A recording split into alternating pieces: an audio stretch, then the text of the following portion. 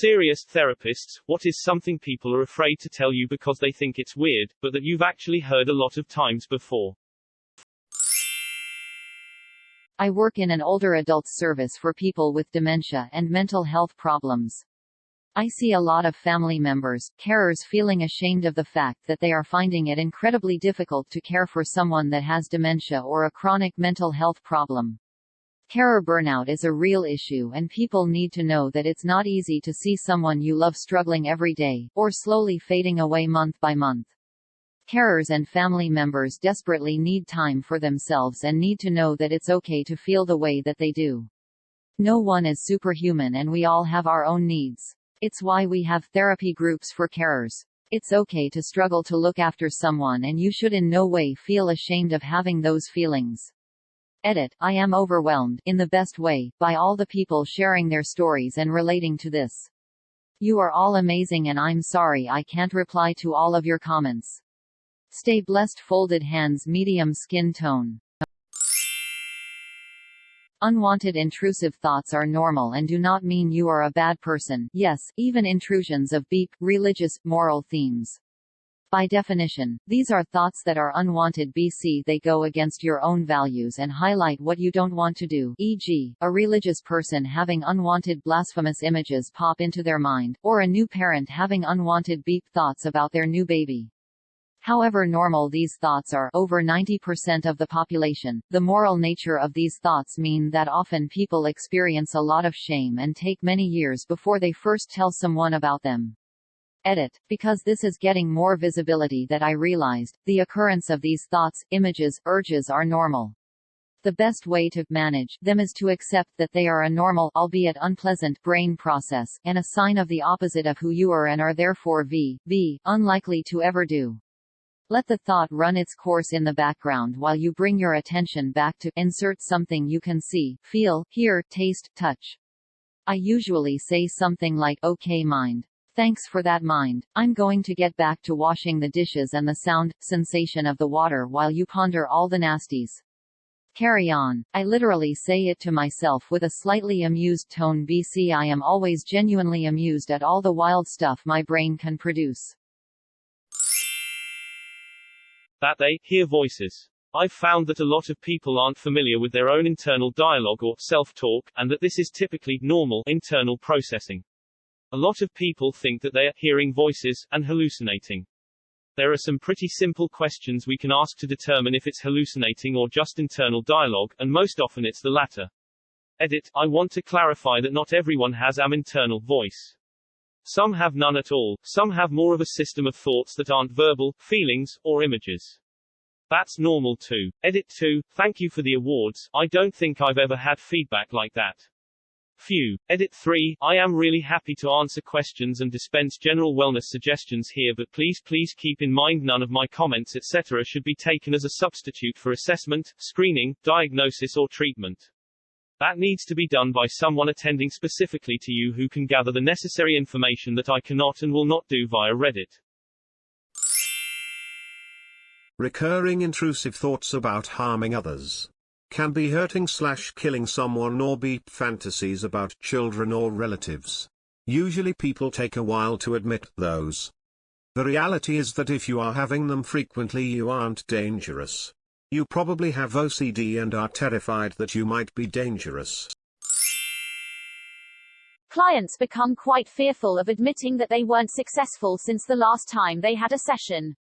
This could include not succeeding in using a coping skill that they're learning about, or not being able to complete a homework assignment I gave them. Humans aren't robots, and therapy is a lot of work. That being said, I don't expect people to be perfect as they start to work on themselves in a positive way. It takes time to really commit to change, especially in relation to trauma or conflicted views that an individual holds. I feel as if the client doesn't want to let me down as their therapist, but these failure events are just as important to talk about as successful moments. I do a lot of trauma work. Many people who have experienced molestation or beep assault feel ashamed and confused because their bodies responded. Having an beep/lubrication or even an beep does not mean you wanted the beep contact, and it is still assault. Clients often hold a lot of shame and confusion about this. They wonder if it means they wanted it or if there is something wrong with them. It is a tough thing to work through because of this. Assault is assault. Sometimes human bodies respond to beep touch even when we don't want the touch. Edited to say, wow. Thanks for the awards and likes. I hope that anyone reading this who is struggling with feeling weird about their reactions to beep/assault/unwanted touch feels reassured. I also hope you find a good therapist or a good friend to talk to about this. It is one part of your life story, but it isn't the story of you. You get to craft the narrative of your life. Maybe this is a chapter in that story, but it is not the whole thing. Trauma is a thing we experience, it doesn't get to define who we are. Psychologist in the US. To name a few: compulsive beep, fears of being a beep/beep. This is a common OCD fear. Hoarding, beep performance difficulties, history of beep abuse or beep assault. Unfortunately, it is very common. Drug use, amount of money spent on various things, having an ASD diagnosis, going back to an abusive relationship, staying in an abusive relationship, grieving years and years after a loss, self-harm of all sorts, wanting to abandon their current lifestyle, for example, to have more beep, to escape responsibility or expectations, history of gang violence, crime, their sexuality, or asexuality, gender identity, the impact of racism, racial trauma, paranoia, hallucinations, feeling uncomfortable in therapy, not believing in therapy, difficulty trusting a therapist, fear of psychiatric medication, fear of doctors in general. I was surprised to see suicidal ideation on others' responses. Most of my clients seem to talk very openly about suicidal thoughts and urges from the start of therapy, which I think is super healthy. I think that most of the people I've worked with had SI, current or history. As weird as it may seem, I can't imagine what a life without any thoughts about suicide would even look like. At this point, I don't recall a time a patient said something in therapy and I was shocked or even thought, oh, that's new. And Demo, if you surprise your therapist, that is okay. I wonder if we asked Reddit, what are you afraid to tell anyone, even a therapist, because you think it is weird? How many people would see that they aren't that weird at all? Intrusive thoughts about beep with family members or, in their mind, nymphomania as a result of childhood beep trauma and adult hypersexuality isn't often discussed as one of the PTSD symptoms, so people walk around with so much shame about it. Edit: wow, I just looked at the upvotes and awards and want to say thanks, but truly the best thanks is to help raise more awareness and reduce social stigma so more people feel comfortable seeking help. Easier said than done, obviously, but it is also why I share my own experience. A common one in the time I was a therapist was simply I don't know. You'd be surprised how reluctant people are to admit that they don't know why they're feeling how they are. But that's exactly why you're, or were, I'm not a therapist anymore, sat there with me, so we can figure out why together. It always put me in mind of a line from America by Simon and Garfunkel. Kathy, I'm lost, I said, though I knew she was sleeping. I'm empty and aching and I don't know why. OCD gets misunderstood a lot. It's not just having a clean house or liking things to be organized. Common intrusive thoughts can include violent thoughts of harming children and other loved ones, intrusive thoughts of molesting children, fear of being a serial killer, etc.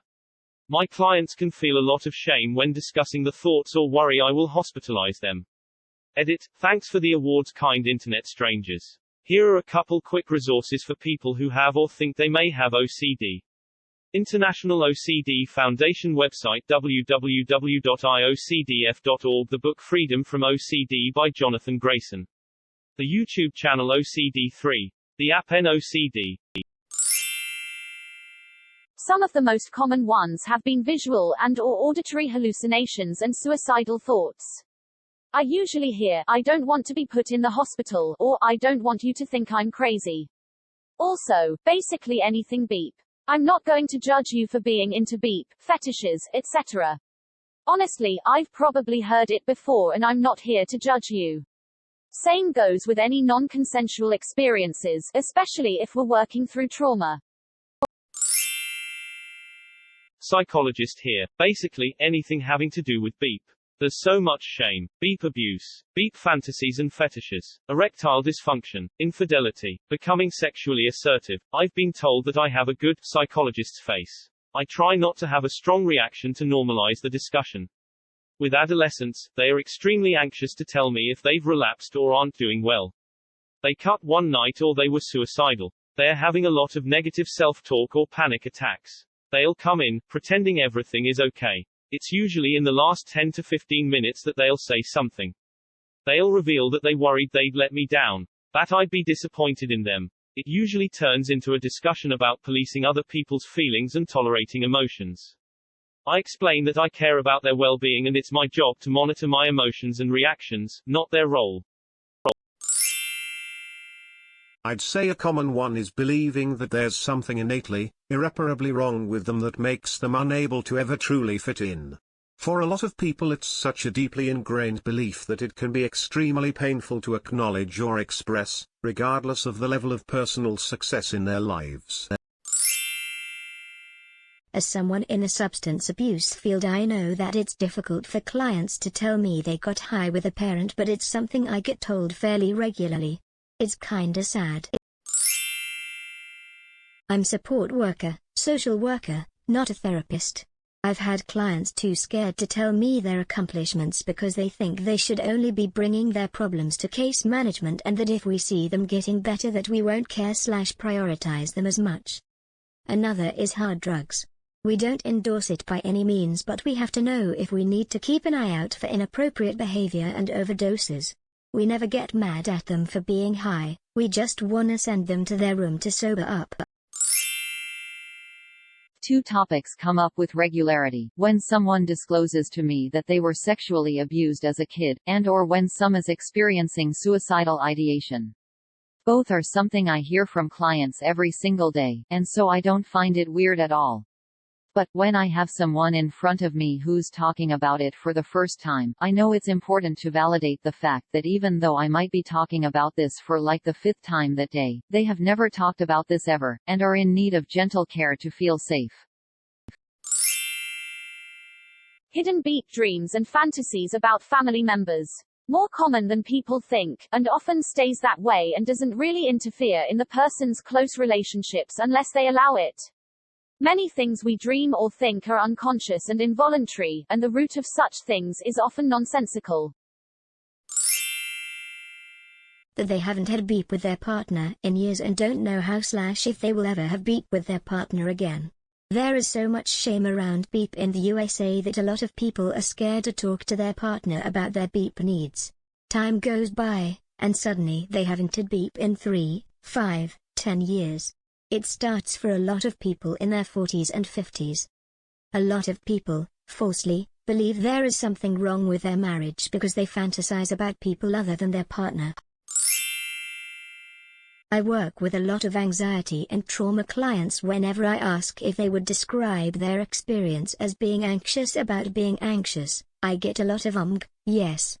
Anxiety has such a physical impact in the body: heart pounding, trouble breathing, feeling faint or cold, tunnel vision, that we become aware of our body's reaction before we even notice the anxious thoughts triggering the reaction.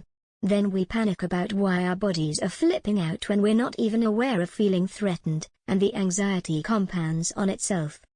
Anxiety is like an alarm system in our bodies to signal the presence of, real or perceived, danger. What would you do if your alarm was going off at your house? Check to see if there's a real threat. Scan your environment/situation to ground yourself in the present. Turn off the alarm. Breathing exercises do help, along with mindfulness techniques like body scans, and then investigate what tripped the alarm. Process thoughts around the situation that read like danger to you. It's also important to note that danger doesn't need to be a gun getting pulled on you. Panicking during a presentation that could impact your job and threaten the way you pay your bills and afford your life can feel pretty dangerous if you think about it. Edit: I'm an anxious person myself, and I respond really well to learning/knowing more about an issue. If you're interested, look into polyvagal theory. It goes into great detail around the mind-body response when it comes to anxiety and trauma. Here's a YouTube video that talks about it in kind of a laid-back, TED Talk meets comic at a bar kind of way. https://youtube.b/br8cobjigs. Usually it's beep related. Shame about their desires or kinks is common. Gender questioning is another. Some people are ashamed of things they did in childhood or adolescence, haven't ever told anyone and think the team will be horrified. We have heard everything. Everything. I'm always compassionate and always understand why we do the things we do. I've yet to have anyone bring something I can't get. That they do not know what they enjoy doing. Often they have people in their life, including therapists, say try to do something fun today or ask what do you like to do when you have free time? Many people I work with do not know what those are.